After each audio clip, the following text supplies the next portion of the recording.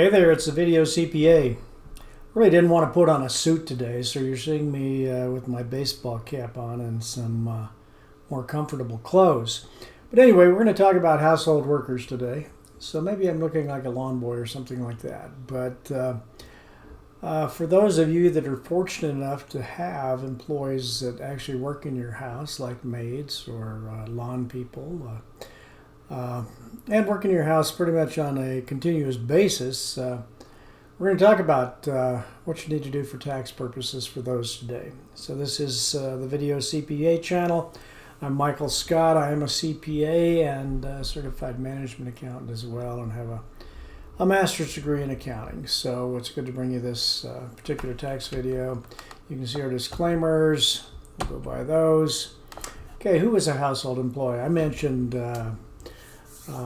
maids and lawn people, but you know, the guy that shows up and mows your lawn every week, the lawn service that does it on a weekly basis and then does 100 other lawns as well, is not an employee of yours. He's an independent contractor, so he's not your household employee.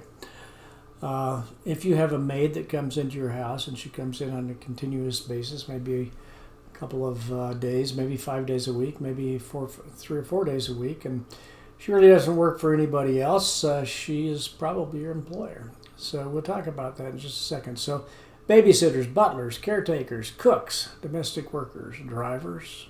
If you got lucky enough to have a driver that drives you around in that Rolls Royce that you have, I know I've got a few in the garage. Health aides, house cleaning workers, housekeepers, such as that. So you have to decide, the first decision that you have to decide is whether this individual is a contract employee or they're a household employee. They're actually, I should say, a contract worker instead of a contract employee, because contract people are not employees. So a contract worker or a household employee.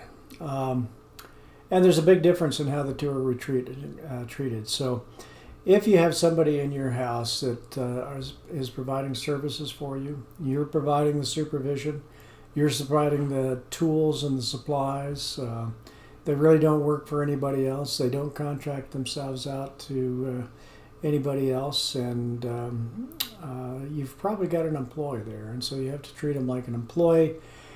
And if they are an employee, well, then the IRS expects you to do certain things for them. So let's go ahead and look at some of those. So if they are an employee and you pay them more than $2,200 a year for 2020 anyway, now this is this year, if you pay them more than $2,200, you have got to issue a W-2 at the end of the year. So you've got to provide them with a W-2. You've also got to withhold payroll taxes out of their wages. Now, federal income tax withholding, you could withhold if they want you to, but you at least need to withhold Social Security and Medicare out of their wages. So we'll talk a little bit more about that and how much you withhold, but that is a requirement. If then you are doing that, and at the end of the year, you've got to file, when you file your 1040 tax return at year end, you've got to file what's called a Schedule H, and we've got a picture of Schedule H in this video. With your 1040, attach it to the 1040, and the Schedule H computes what those payroll taxes are, and you have to pay those in with your when you pay your 1040 tax return. Now, it may seem like a lot of money because you've withheld, so you need to make sure that that money that you've withheld in Social Security, or maybe federal income tax withholding, maybe it's just Social Security and Medicare, you got to save that somewhere, because if you spend it, then you're not going to have it at year end, and it's going to be hard for you to come up with that money. And the problem is, if you don't pay it, there's a 50% penalty on well, there's a 100% penalty on the unpaid portion that on their half. So that's a stiff penalty. They don't like people that collect money from their employees and then go off and spend it in some other way. So you You want to get in trouble with the IRS, really bad trouble, that's what you do, is you collect money from them, you withhold money from them, and then you spend it and you don't pay it into the government. And the IRS is really touchy about that. So, continued. Also, if you pay, your total pay in any one quarter is over $1,000 to your household employees, you have got to pay FUTA tax, which is federal unemployment tax, okay? That can also be paid on Schedule H. If you happen to have other employees and you're filing payroll reports like 941 forms or 940s and 943s, you can actually include it on those forms and not have to file Schedule H. But if you don't have any other employees, you can do your FUTA tax on Schedule H as well. So over $1,000 in a quarter to, and that's total to all your employees, you're going to have to file FUTA tax, pay FUTA tax on them. And that's an employer obligation. It's not an employee obligation. So let's look then at Schedule H. You can't see this very well, unfortunately. This has got 2 pages to it. And but what this does, I mean, you can compute your Social Security. You just put your wages in here. It computes your Social Security for you. It computes both sides of the Social Security and both sides of the Medicare because it assumes that you've collected the employee's side already. And so you're just going to pay that in, but you've also got to match that. And if you're not familiar with payroll taxes, the employer pays half and the employee pays half. And so you've got Social Security, you've got Medicare, you've got FUTA tax, and then the state hits you for SUTA tax, which is state unemployment. Okay? So just be aware that everybody's got their hand out when you're an employee. All right, so this is Schedule H. The FUTA is on page 2, so that's where you calculate the FUTA tax. And so let's look at the withholding rates that you have to, what you have to do. So if you pay them, for example, $1,000, you've got to withhold 6.2% of that $1,000 in Social Security, and then you've got to withhold 1.45% in Medicare. You take that out of their pay, so you need to explain to them that they're going to get a W-2 at the end of the year, and you're having to deduct that from the pay, and you have to pay that into the government. Okay. Then, in addition to that, you have to match 6.2% and match 1.45%. All right. So that's 15.3% if you add all that stuff up. The form computes that for you, and then on the back page it will compute the FUTA wages. Or you have to put in the FUTA wages actually, and it'll compute the FUTA dollars that are due. So if you're wealthy enough to have these household employees and they're helping you out, just understand that part of having them is paying these taxes. Okay, now what if they're not making $2,200? If they're not making $2,200, you don't have to file a W-2 at year end. You don't have to withhold.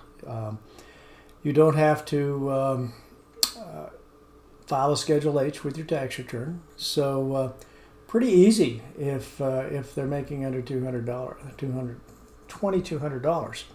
Now, they need to understand that even though you're not giving them a W-2, that the IRS expects them to pay tax on that money.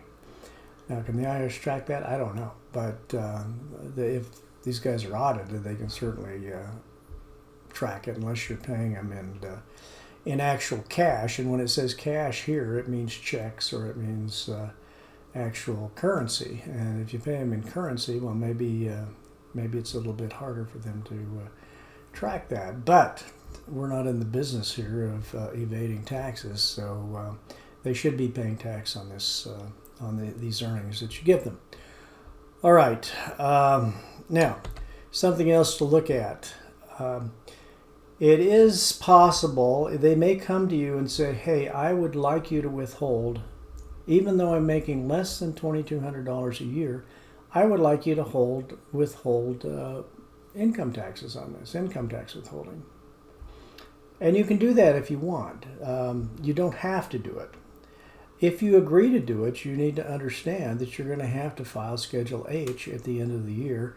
And also, when you have to file Schedule H, if you're an employer, you have to have an employee ID number. And those are different than Social Security numbers. You've got to go to the IRS. It doesn't take you very long to get one, but you can get one in probably 30 minutes, but you got to have one if you're filing payroll taxes and stuff and withholding payroll taxes, because those things have got to be paid in at the end of the year. So that's the deal on household employees. I mean, you can have the employee, if you pay him more than $2,200, you're going to have to withhold FICA, which is Social Security and Medicare. You're going to have to pay FUTA, which is federal unemployment tax, and you're going to have to pay SUTA, which is state unemployment tax. So those are things to be aware of, and hey, enjoy your household employee if you got one, because hey, I wish I had 5 or 6 of them around here that would help me out. Okay, let me say one more thing about household employees. If you do have to issue a W-2, one thing you need to do is make sure you get the information for that W-2 when you hire the employee.